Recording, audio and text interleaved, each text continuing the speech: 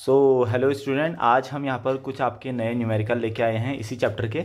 और आज जैसे कि इसके सारे न्यूमेरिकल करने के बाद हमारा ये वाला चैप्टर आपका अच्छे से कंप्लीट हो जाएगा। देखिए, जैसे कि आप ये क्वेश्चन है आपका, velocity time equation of a particle moving in straight line is v equal to 10 + 2t + 3t square, है ना। ये हमको क्या दिया है, एक वेलोसिटी की इक्वेशन दी है, वेलोसिटी और टाइम की एक इक्वेशन दी है।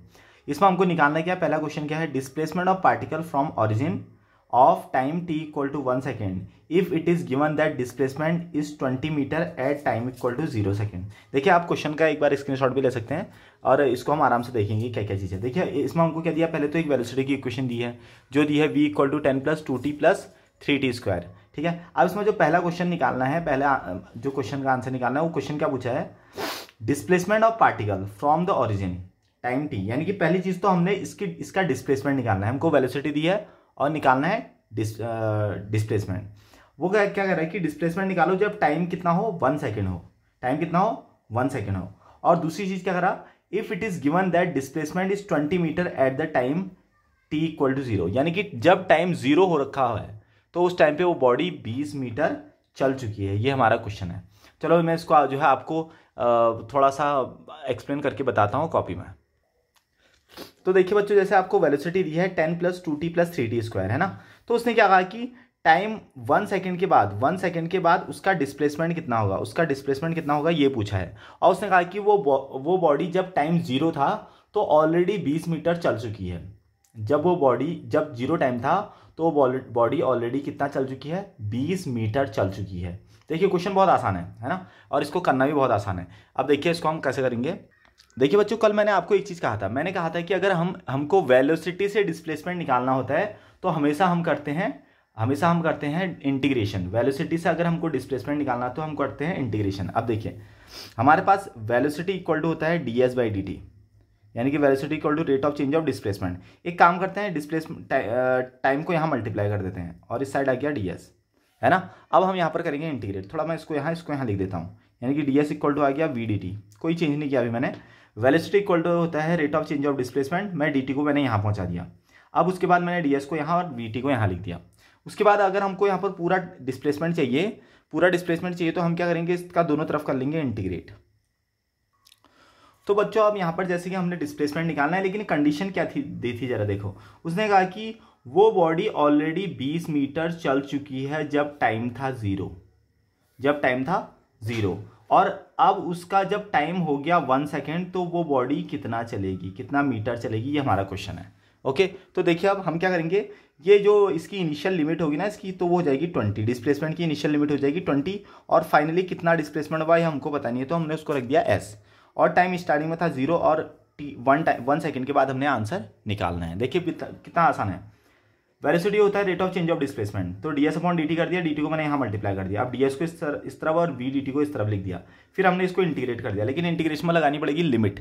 तो लिमिट क्या आएगी, डिस्प्लेसमेंट देखो, इनिशियल हमारे पास जो डिस्प्लेसमेंट है, यानी कि बॉडी ऑलरेडी चल चुकी थी 20 मीटर जब टाइम 0 था, यानी कि हमने घड़ी स्टार्ट भी नहीं की थी और वहां पर डिस्प्लेसमेंट हो चुका था, वो भी कितने का, 20 का। फिर 1 मिनट के बाद डिस्प्लेसमेंट कितना होगा वो हमको निकालना है, फाइनल डिस्प्लेसमेंट निकालना है। और टाइम वाले की तरफ कैसे लिमिट आ जाएगी, 0 टाइम से 1 टाइम तक, इस तरह से 1 सेकेंड तक का हमने क्या निकालना है, डिस्प्लेसमेंट। तो अब देखते हैं इसका आंसर कितना आएगा। देखिए, अगर मैं यहाँ पर इसको इंटीग्रेट करूंगा तो ds का सिंपल हो जाएगा इंटीग्रेशन s, और यहाँ पर लिमिट लग जाएगी कितना, 20 to s। और यहाँ पर देखिए इसका इंटीग्रेशन कितना हो जाएगा, v/dt का। अब देखिए v/dt का इंटीग्रेशन कैसे होगा, देखो v की वैल्यू हमको ऑलरेडी गिवन है, जो कितनी गिवन थी, 10 + 2t + 3t स्क्वायर। इसको यहाँ पर पुट करेंगे तो कितना आ जाएगा, integration 0 to 1 10 + 2t + 3t square, और पीछे से आ जाएगा dt। ये हमारे पास इतना आंसर आ गया। अब देखिए यहाँ पर, अब इसको इंटीग्रेट करते रहे हम, देखो ये तो हमारा इंटीग्रेट हो गया। अब इसमें क्या आएगा, upper limit minus lower limit, ऐसी तो आता है। इस s की जगह पर ये s रखते हैं, फिर माइनस करते हैं, और इस s की जगह पर 20 रख देते हैं। फिर इसको अगर मैं इंटीग्रेट करूँ तो देखो, पहले इंटीग्रेशन किसके साथ आ जाएगा, सबके साथ आ जाएगा, और ये इंटीग्रेशन सबके साथ आ जाएगा। यहाँ पर 3t स्क्वायर के साथ भी इंटीग्रेशन आ चुका है, तो इसको तो ऐसे रहने दो, ये हमारा चलते रहेगा लास्ट तक, है ना। यहाँ पर क्या आ जाएगा, देखो अब 10 जो है कांस्टेंट है, बाहर आ जाएगा, और यहाँ पर बच जाएगा 1 का t के रेस्पेक्ट में हो जाएगा t, और लिमिट लग जाएगी यहाँ पर 0 to 1 + 2 अगेन बाहर आ जाएगा, t का हो जाएगा t² / 2, और यहाँ पर लिमिट कितनी लग जाएगी 0 to 1 प्लस सेम 3 आ गया और यहाँ पर हो जाएगा t³/3 और लिमिट कितनी लग जाएगी 0 to 1। ये हमारे पास लिमिट सब पे एक जैसी लग जाएगी 0 to 1। तो अब देखिए बच्चों यहाँ पर कितना आएगा s-20 इक्वल टू, यहाँ पर अगर मैं t की जगह पर 1 पुट करूंगा तो आ जाएगा 10 × 1, फिर बाकी 0 पुट करूंगा तो t की वैल्यू 0 रखेंगे तो कोई फर्क नहीं पड़ेगा, 0 ही आ जाएगा। प्लस ये 2 से ये 2 काट देते हैं, फिर t की जगह पर क्या रखूंगा पहले 1 का स्क्वायर माइनस 0 का स्क्वायर, प्लस t से t कट गया, t की जगह पर रखूंगा 1 का क्यूब माइनस 0 का क्यूब, है ना। तो ये कितना आ गया देखो 10 + 1 + 1 और यहाँ है s-20, तो s-20 इक्वल टू आ गया यहाँ पर 12, यानी कि s इक्वल टू आ गया 12 + 20 जो कि आपका आ जाएगा यहाँ पर फाइनल आंसर 32, यानी कि 1 सेकंड के बाद वो ऑब्जेक्ट 32 मीटर चल चुका होगा। तो ये हमारा था पहला पार्ट, इसका पहले पार्ट का आंसर।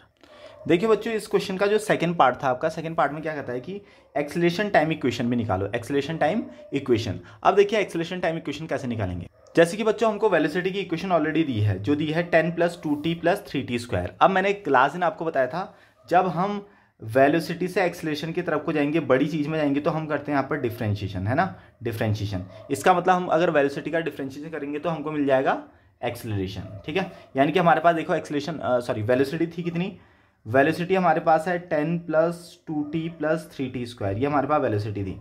अब हमको निकालना है एक्सेलरेशन, एक्सेलरेशन निकालना है तो उसको क्या करेंगे, डिफरेंशिएट करेंगे टाइम के रेस्पेक्ट में। तो इस तरफ भी d/dt कर दो v की तरफ, और इस तरफ भी d/dt कर दो, जो यहाँ पर 10 + 2t + 3t² है ना। अब देखिए rate of change of velocity क्या होता है, acceleration, rate of change of velocity is acceleration. अब देखिए इसका डिफरेंशिएशन पहले d/dt को सबके साथ लिख देते हैं, d/dt 10 + d/dt 2t + d/dt 3t²। तो अब देखिए बच्चों कांस्टेंट का जो डिफरेंशिएशन होता है वो हो जाता है 0, अगर कांस्टेंट बिना किसी वेरिएबल के साथ है तो। जो 2 अगेन कांस्टेंट है ये बाहर आ जाएगा, अंदर बचेगा dt/dt जो कि जिसका आंसर आ जाएगा 1। अगेन जो ये 3 है 3 आगे आ जाएगा और t² का आ जाएगा, इसकी पावर को आगे लिख देंगे और पावर में से 1 कम कर देंगे। तो देखो फाइनल आंसर क्या आ जाएगा 2 + 60। तो 2 + 60 क्या आ जाएगा आपका, एक्सेलरेशन की इक्वेशन आ जाएगी। तो ये हो जाएगा आपका फाइनल आंसर।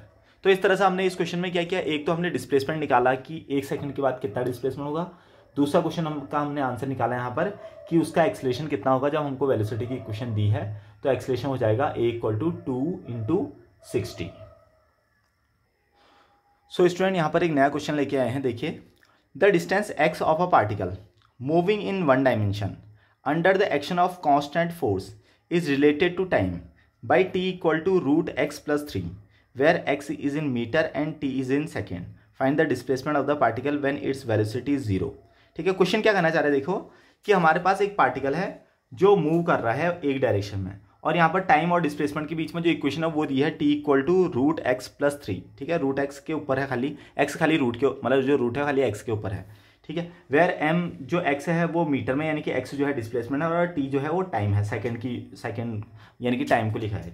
ठीक है, और वो सेकंड में है। Find displacement of a particle when its velocity is 0। जब उसकी वेलोसिटी 0 हो जाएगा तो उस टाइम पे हमने टाइम निकालना है। ठीक है, ये हमारा क्वेश्चन है। चलिए अब देखते हैं इसको सॉल्व कैसे करेंगे। देखिए बच्चों हमको यहाँ पर टाइम और डिस्प्लेसमेंट के बीच में इक्वेशन दी थी जो थी t = √x + 3, है ना। हमको यहाँ पर निकालना है वेलोसिटी की इक्वेशन। हमको यहाँ पर पहले तो वेलोसिटी की इक्वेशन निकालनी है, और जब वेलोसिटी 0 है तो उस टाइम पे हमको उसकी पोजीशन निकालनी है ना। तो हम यहाँ पर अलग अलग कंडीशन लेके चलेंगे, देखते हैं हमारे पास कैसे इसको सॉल्व करेंगे। तो देखिए बच्चों अब हम क्या करेंगे, सबसे पहले इस t को इस साइड ले आते हैं, है ना।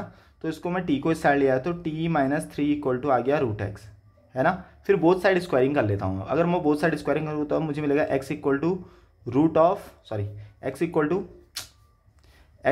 = मिल जाएगा t - 3 का होल स्क्वायर। देखिए कैसे, इसका अगर मैं बोथ साइड स्क्वायरिंग करूंगा तो √x का स्क्वायर हो जाएगा x और 3 - t का स्क्वायर हो जाएगा 3 - t का होल स्क्वायर। मैंने बोथ साइड क्या कर लिया, स्क्वायरिंग कर लिया।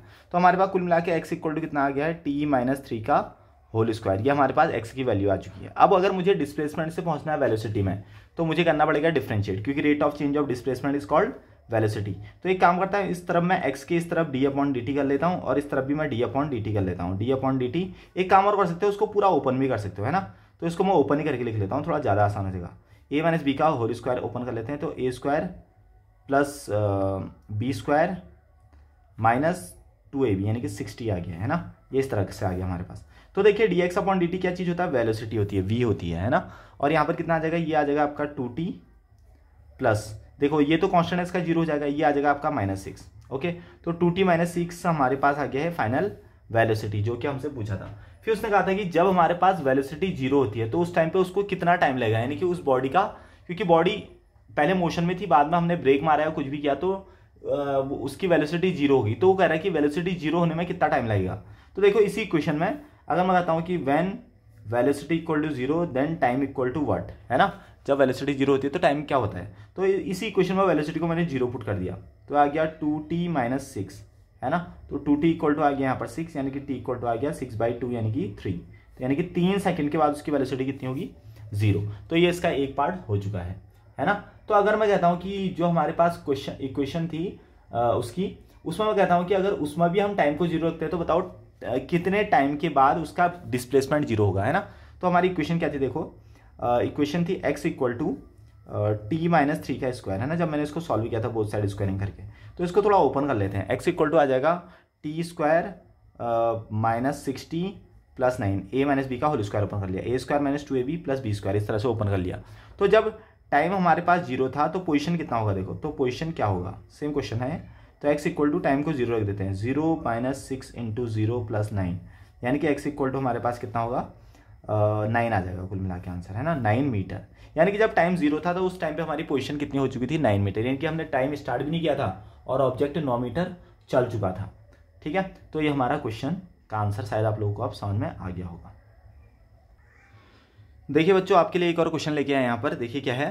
अ ball thrown vertically upward with a speed of 19.6 metre per second from the top of a tower return to the earth in 6 second, find the height of the tower. Question क्या कर रहा है कि एक tower से मैंने जो है 19.6 मीटर की स्पीड से एक बॉल को ऊपर को थ्रो किया, ठीक है, वर्टिकली अपवर्ड ऊपर को थ्रो किया, तो वो जो बॉल है वो अर्थ पर पहुंचने में 6 सेकंड लगाती है, अर्थ पर पहुंचने में 6 सेकंड लगाती है।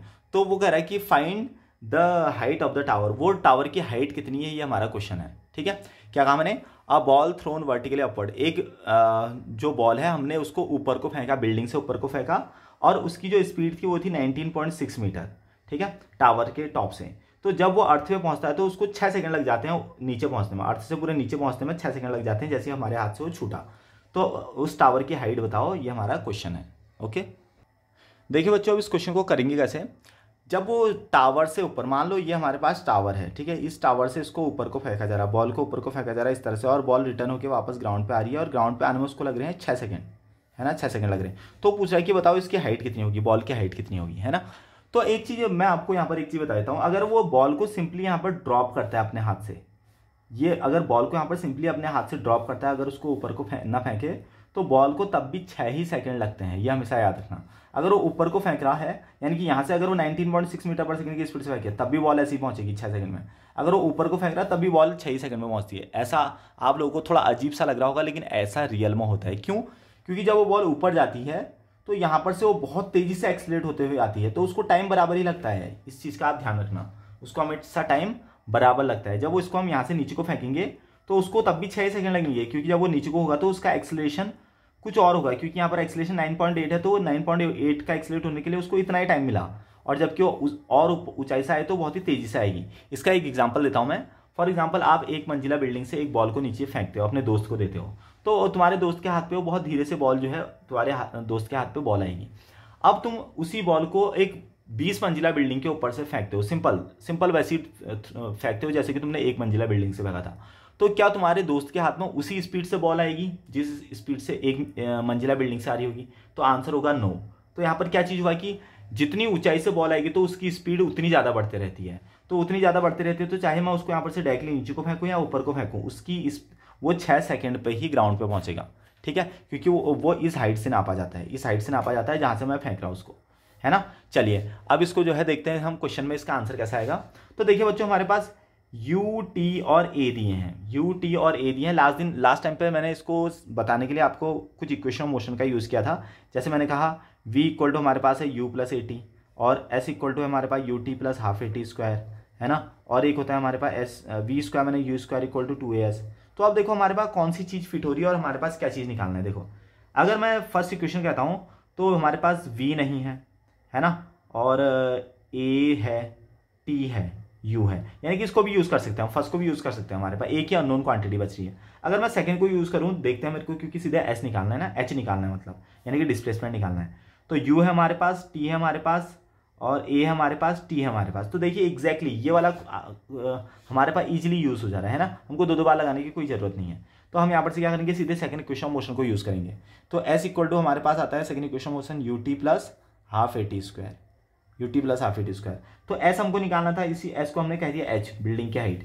तो यू कितना हो जाएगा आपके पास 19.6 इंटू टाइम कितना लगा रहा हो 6 सेकेंड, ठीक, प्लस सॉरी हाँ प्लस यहाँ पर आ जाएगा हमारे पास 1.2 और जी कितना लग जाएगा यहाँ पर 9.8, जी लग जाएगा यहाँ पर 9.8 इंटू टी कितना लगेगा। अब देखिए एक चीज सुनने जैसा, मैं यहाँ पर बॉल को ना ऊपर को थ्रो कर रहा हूँ, तो जो जी की वैल्यू होगी वो ऊपर को जाते टाइम यहाँ पर लगेगी नेगेटिव, ठीक है, इसलिए हमको उसका माइनस कर लेंगे।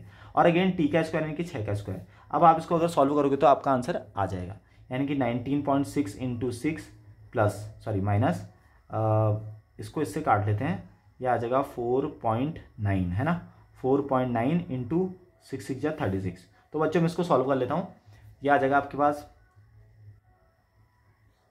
117.6 माइनस 176.4, यानी कि आ जाएगा आपका 58.8 मीटर। इतनी उसकी हाइट आ जाएगी, माइनस का आएगा भले ही, लेकिन हमको खाली उसका मैग्नीट्यूड से मतलब है। तो 58.8 मीटर उसकी क्या हो जाएगी, टोटल हाइट हो जाएगी टावर की।